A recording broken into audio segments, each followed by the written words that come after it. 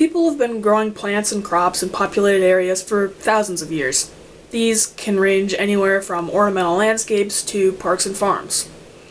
Some may say it's not possible for large cities to have gardens due to the amount of roads and sidewalks taking up space, but cities have actually inspired agriculture throughout history. When you look close to freshwater consumption throughout the world, agriculture is number one, the largest user, with irrigation for about 70% of that global water usage. Now, to save the water, there are several cheap and easy ways for cities and even private homeowners to lessen that usage.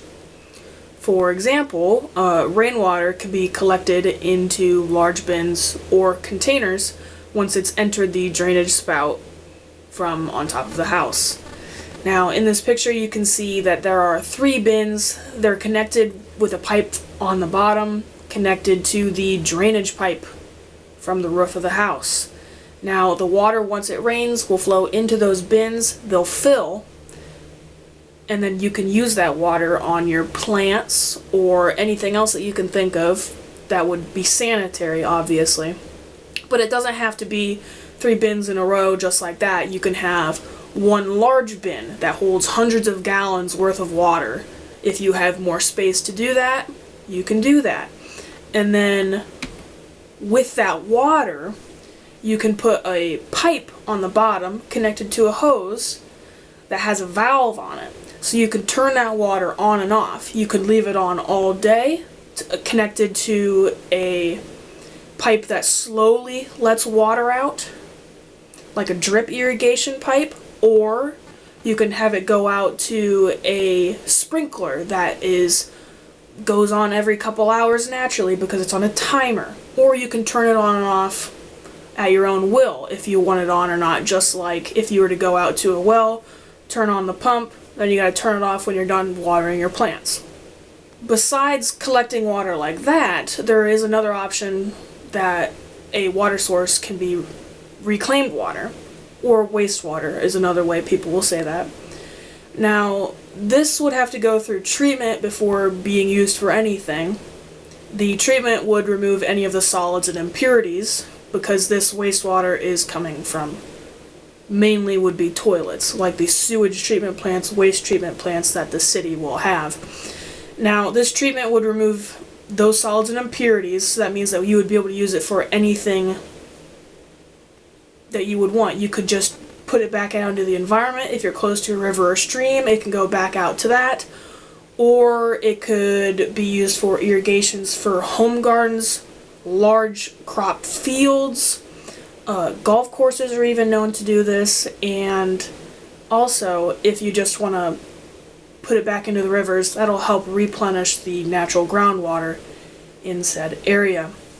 But these treatment systems that I talked about, now this is a very extensive process because there's so many solid materials and waste in there that you don't want to put on any of your crops in your own home, as it's usually human waste. Now, it'll go through lots of processes. In this picture you can see there are several large containment areas for the water that's being churned up to help separate the waste, so then when it is put into large cylindrical containers with there's a big thing that sweeps across the top, that's where it settles. This isn't being churned up in these containers. Here's a close-up of one of those. The arm will go around once it settles, so the solid will be settling on the bottom, and then the top, obviously some things would come up top. That's the top. The arm that goes around scrapes that off. The stuff on the bottom stays there, and then that is drained from that, and it can go to wherever it may be. It could be into a storage container to be used for something else, or it can just go back out into the river. There's even another water source that can be used, such as gray water. This would be from residential sinks, tubs, showers, washers, anything like that, where it's been lightly used. This water, once gathered, could be used for laundry, toilets, or plants if you have a garden as well. But this also has to go through treatment, because if it's coming from a washer or a sink, there's soap, there's bleach, there's things like that that we wouldn't want to put on plants, or we wouldn't want to drink that water. So if you clean out all the chemicals, you can use it on plants, or if you just want to make sure there's nothing like really, really gross in it, you can use it once again for your toilet water. Because every time you flush a toilet, that's lots of water being gone. So there's many different ways that you can save water, not use as much, and hopefully, if possible, you do one of these things or support the community or the city in trying to do this in bulk.